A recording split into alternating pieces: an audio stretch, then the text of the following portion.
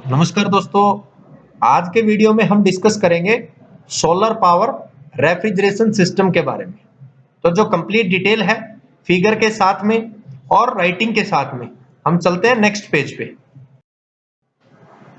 सबसे पहले समझते हैं कि इसको सोलर पावर रेफ्रिजरेशन सिस्टम क्यों बोला जाता है।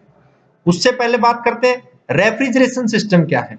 वो सिस्टम जो कूलिंग का इफेक्ट प्रोड्यूस करे, जो टेम्परेचर को इतना बिलो लेके जाए कि वहां पे हमें जो आइस जमानी है तो वहां पे आइस को जमा सके। सोलर पावर से मीनिंग क्या है? सोलर पावर से मीनिंग होता है कि वो रेफ्रिजरेशन सिस्टम जिसको हम सोलर पावर की सहायता से रन करते हैं, उस सिस्टम को बोलेंगे सोलर पावर रेफ्रिजरेशन सिस्टम। यहां पे जो ये फिगर दिया हुआ है, इससे आसानी से समझते हैं कि सोलर पावर रेफ्रिजरेशन सिस्टम के कौन कौन से कंपोनेंट्स हैं और वो किस प्रकार से वर्क करते हैं।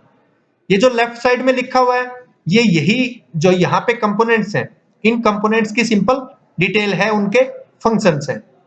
सबसे पहले जो सन की रेज हैं वो यहाँ पे कलेक्टर पे गिरती हैं।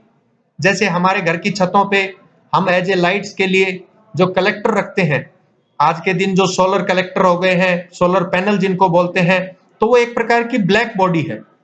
तो ब्लैक बॉडी की जो एब्जॉर्बिंग कैपेसिटी होती है वो बहुत बेटर रहती है। तो इसी प्रकार से ये कलेक्टर्स बनाए जाते हैं ताकि ज्यादा से ज्यादा सूर्य की जो किरणें हैं उनको कलेक्ट किया जा सके और उनको बेस्ट यूटिलाइज किया जा सके। यहां से ये जो पाइप है, इसमें बेसिकली वाटर का सर्कुलेशन होता है और ये जो पंप है, ये पंप उसको सर्कुलेट करने में हेल्प करता है। यहां पे लगा रहता है जनरेटर। अब जनरेटर का बेसिक फंक्शन समझते हैं। जनरेटर मेनली क्या काम करता है? यहाँ पे हीट एनर्जी, जो सोलर कलेक्टर है और यहां से जो ये पाइप लगे हुए हैं, ये जो पंप लगा हुआ है और पाइप लगे हुए हैं, सप्लाई लगी हुई है, तो यहाँ पे जो हीट एनर्जी रहेगी वाटर की, क्योंकि सन रेज जो है, ये जो कलेक्टर है, ये उस वाटर को बॉयल करते हैं और वाटर को गर्म करने के बाद इसमें से सर्कुलेट होता है। तो वो जो हीट एनर्जी है वो यहाँ पे जनरेटर को मिलती है और जो जनरेटर को हीट एनर्जी मिलेगी, उसी हीट एनर्जी की सहायता से इसमें जो सॉल्यूशन होता है, सॉल्यूशन होता है एक्वा अमोनिया।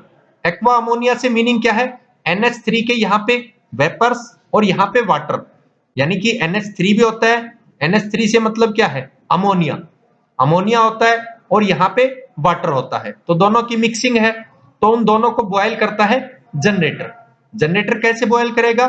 यहाँ पे जो सोलर कलेक्टर है और ये जो पाइप रहेगा, इसकी हीट एनर्जी लेके, तो उस हीट एनर्जी की सहायता से जो सॉल्यूशन रहेगा, जिसको हम एक्वा अमोनिया सॉल्यूशन बोलेंगे, वो यहाँ पे बॉयल होता है। जब ये बॉयल होगा तो वहां से जो वेपर बनेंगे, वो वेपर जाएंगे इस पाइप के थ्रू ऊपर रेक्टिफायर के पास। यहां से जो रेक्टिफायर है, ये रेक्टिफाई करेगा। इस रेक्टिफायर का बेसिक फंक्शन है वाटर को और यहाँ पे जो मेन जो थिंग है, मेन जो रेफ्रिजरेंट है अमोनिया, उन दोनों के वेपर्स को अलग अलग करना। तो यहाँ पे जो रेक्टिफायर का लिखा हुआ है, is to separate water and ammonia vapour, यानी पानी को और यहाँ पे जो हमारा वाटर है, वाटर को और यहाँ पे जो रेफ्रिजरेंट है एज ए अमोनिया, उन दोनों को ये अलग अलग करता है। तो अलग अलग कर देगा, यही रेक्टिफायर का बेसिक फंक्शन है।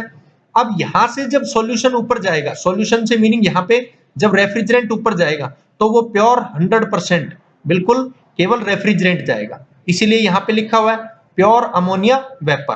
तो प्योर अमोनिया के जो वेपर्स हैं वो तो चले जाएंगे आगे ऊपर की तरफ, और यहाँ पे जो नीचे रहेंगे वो हैवी पार्टिकल्स रहेंगे वाटर के, और वो डाउन स्ट्रीम आएंगे। डाउन से मीनिंग है यहाँ पे इस पाइप के थ्रू नीचे की तरफ जाएंगे, और जो नीचे की तरफ जाएंगे वो फिर नीचे बॉटम फेज में जाएंगे। उसके बाद डिटेल में डिस्कस आगे करेंगे हम लोग।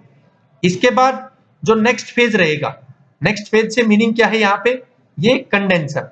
अब कंडेंसर का मेन फंक्शन होता है कंडेंसेशन करना। कंडेंसेशन का मतलब क्या है?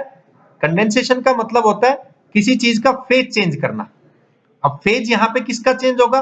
रेफ्रिजरेंट का, क्योंकि यहां से तो जो रेक्टिफायर के बाद ऊपर की तरफ जो आए थे वो प्योर अमोनिया के वेपर्स आए थे, और ये जो जब एग्जिट करेगा कंडेंसर से, जो अमोनिया के जो वेपर्स हैं इसमें एंट्री करेंगे तो वेपर फॉर्म में, जब एग्जिट करेंगे तो वो यहाँ पे रहेंगे लिक्विड फॉर्म में, यही बताया गया है। तो basic function of condenser is to change the phase of vapour refrigerant. It means it convert it into vapour to liquid. और ये किसकी सहायता से होगा, क्योंकि ये जो कंडेंसर है ये हम water cool type condenser use कर रहे हैं, तो यहां से जो पाइप रहेगी अंदर इसके, तो वहां से वाटर पास होगा और फिर वाटर एग्जिट करेगा, मींस कूल वाटर एंट्री कर रहा है और कूल वाटर फिर वो कुछ उसका टेम्परेचर थोड़ा हाई होगा और फिर वो एग्जिट हो जाएगा।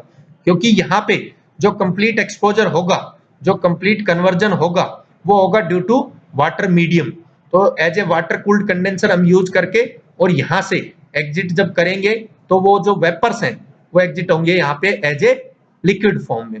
तो ये जो साइकिल है इस तरफ की, इसको अगर थोड़ा हम ध्यान से देखें तो ये as a vapour compression cycle बनती है। कंडेंसर होता है, उसमें रिसीवर, फिर एक्सपेंशन वाल्व, थ्रॉटल वाल्व, फिर इवेपोरेटिंग कॉइल, इसी प्रकार की ये जो साइड है ये कुछ वेपर कंप्रेशन का मतलब जो घर का फ्रिज है उससे मिलती जुलती है। तो यहां से लिक्विड रेफ्रिजरेंट एग्जिट होगा और वो जाएगा फिर रिसीवर के पास। Receiver as a collect device है, एज ए यहाँ पे एक टैंक के रूप में है जिसमें कंटेन हो जाएगा वो लिक्विड रेफ्रिजरेंट। इसके बाद जो लिक्विड रेफ्रिजरेंट है वो जाएगा थ्रॉटल वाल्व के पास। अब जो थ्रॉटल वाल्व है इसका मेन फंक्शन है इवेपोरेटिंग कॉइल के लिए हेल्प करना। थ्रॉटल वाल्व या बात करें तो एक्सपेंशन वाल्व, तो इसका मेन फंक्शन है एक्सपेंशन वाल्व के लिए हेल्प करना। हेल्प किस प्रकार से करेगा, यहाँ पे ये जो यहां से लिक्विड रेफ्रिजरेंट एग्जिट होगा रिसीवर से, उसको एक्सपेंड करने की कोशिश करेगा, उसको बढ़ाने की कोशिश करेगा ताकि इवेपोरेटर का काम आसान हो जाए। तो इट मींस कुछ ये कूलिंग में हेल्प करेगा। बहुत टाइम हम लोग रिसीवर और जो थ्रॉटल वाल्व होता है इसके बीच में एज ए एक हीट एक्सचेंजर का भी यूज करते हैं ताकि यहाँ पे वो एक सब कूलिंग हमें प्रोवाइड कर सके रेफ्रिजरेंट। तो इस प्रकार का रेफ्रिजरेंट हो जाए कि इवेपोरेटर को बहुत आसानी से अपना कन्वर्जन कर दे, फेज को चेंज कर दे, क्योंकि इवेपोरेटर में भी यहाँ पे फेज चेंज होता है रेफ्रिजरेंट का। इसके बाद पास होगा रेफ्रिजरेंट और रेफ्रिजरेंट पास होके आएगा इवेपोरेटर में। अब यहां से इवेपोरेटर क्या काम करेगा, इवेपोरेटर जिस स्पेस को कूल करना है उस स्पेस से वहां पे कंप्लीट हीट को लेगा, उस हीट को एब्जॉर्ब करेगा रेफ्रिजरेंट, क्योंकि रेफ्रिजरेंट वेपर फॉर्म में होता है और वो वेपर फॉर्म का रेफ्रिजरेंट यहां से जब एंट्री करेगा, यहाँ पे इनसाइड इसके कॉइल रहती है इवेपोरेटर के, तो उन कॉइल्स के अंदर से जब एंट्री करेगा तो कंप्लीट उस स्पेस को जिसको कूल करना है उसकी हीट को एब्जॉर्ब कर लेगा और एब्जॉर्ब करके यहाँ पे फिर से उस रेफ्रिजरेंट का फेज चेंज हो जाता है। और रेफ्रिजरेंट का जब फेज चेंज होगा तो जब एग्जिट होगा इवेपोरेटर से, तो इवेपोरेटर से एग्जिट होके वो यहाँ पे निकलेंगे वेपर्स, कंप्लीट यहाँ पे सुपर हीटेड वेपर्स एग्जिट होंगे इवेपोरेटिंग कॉइल से। तो जैसा मैंने बताया कि कंडेंसर भी वहां पे वेपर कंप्रेशन सिस्टम में होता है, रिसीवर भी थ्रॉटल वाल्व यानी एक्सपेंशन वाल्व और यहाँ पे इवेपोरेटर। तो ये साइड लगभग वीसी सिस्टम जैसी है, यहाँ पे ये साइड थोड़ी चेंज होती है। इसके बाद बात करते हैं इस सिस्टम की, इस जगह की, इस पार्ट की, जो ऊपर से इस रेक्टिफायर से जो वीक सॉल्यूशन आया था। वीक सॉल्यूशन का मतलब यहाँ पे कि वाटर के जो कंटेंट इसने रेक्टिफायर ने अलग कर दिए थे और वो नीचे आए थे, तो नीचे यहाँ पे ये जो सॉल्यूशन आएगा ये बिल्कुल वीक सॉल्यूशन आएगा और वीक सॉल्यूशन आकर के यहाँ पे ये हीट एक्सचेंजर में से पास होगा। तो हीट एक्सचेंजर एज ए उसकी हीट को एक्सचेंज करेगा। यहाँ पे क्योंकि एब्जॉर्बर जो है वो कलेक्ट करता है तो इसको बहुत ज्यादा गर्म में वहां पे नहीं मिलने चाहिए जो रेफ्रिजरेंट का सॉल्यूशन ऊपर से आएगा। बीच में एक प्रेशर रिड्यूसिंग वाल लगा दिया जाता है। इस प्रेशर रिड्यूसिंग वाल का बेसिक फंक्शन होता है कि जब एज ए ग्रेविटी से वो सॉल्यूशन गिरे तो सीधा एब्जॉर्बर पे ना गिरे, अदरवाइज एब्जॉर्बर यहाँ पे स्पॉइल हो जाएगा, खराब हो जाएगा। उस चीज से बचाने के लिए प्रेशर रिड्यूसिंग वाल लगाया जाता है एब्जॉर्बर से पहले, ताकि वो आराम से आए, बिना किसी प्रेशर से एकदम से गिरे, इस पे जो ग्रेविटी से ऊपर से एकदम से आया था वो ना गिरे। उस चीज से बचाने के लिए प्रेशर रिड्यूसिंग वाल लगा दिया जाता है। तो यहाँ पे इवेपोरेटर जो है, इस इवेपोरेटर से कंप्लीटली जो वेपर हैं वो आते हैं प्योर अमोनिया के, और यहाँ से जो वीक सॉल्यूशन है वो आता है, और दोनों यहाँ पे आपस में एब्जॉर्बर के अंदर मिक्स होते हैं। अब जब एब्जॉर्बर में मिक्स होंगे तो वहां से हीट को हटाने के लिए हम कूलिंग जो वाटर है, कूल जो वाटर है उसको एंट्री करते हैं एब्जॉर्बर में और दूसरी तरफ से एग्जिट कर देते हैं थ्रू ए कॉइल। एक कॉइल की सहायता से एब्जॉर्बर में यहाँ पे एक पाइप से एंट्री होगा कूल्ड वाटर और वहां पे फिर वो एग्जिट होगा, ताकि वो जो सॉल्यूशन रहेगा उसकी हीट को वो आसानी से कैरी अवे करके ले जाए। इसके बाद ये जो सॉल्यूशन रहेगा यानी कि वीक सॉल्यूशन, ये वीक सॉल्यूशन कुछ परसेंट मात्रा में हल्का सा स्ट्रॉन्ग बनता है क्योंकि यहां से अमोनिया इसको मिल गया था।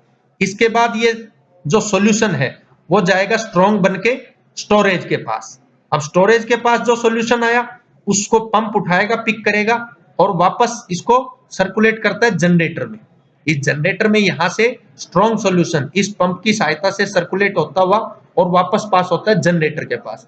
अब जनरेटर दोबारा से अपना फंक्शन करता है और यहाँ पे दोबारा से उस सॉल्यूशन को बॉयल करता है with the help of sun rays, क्योंकि सनरेज और ये जो सोलर कलेक्टर है ये यहाँ से पास करके और हीट एनर्जी प्रोवाइड करते रहते हैं कंटिन्यूअसली जनरेटर को, और जनरेटर उस हीट एनर्जी को यूटिलाइज करके और उस सॉल्यूशन को दोबारा से बॉयल करता है, और बॉयल करने के बाद जो वेपर बनेंगे वो ऊपर रेक्टिफायर के पास चला जाता है। इस प्रकार से ये जो साइकिल है ये कंप्लीट रिपीट होती रहती है, ये कंप्लीट साइकिल चलती रहती है।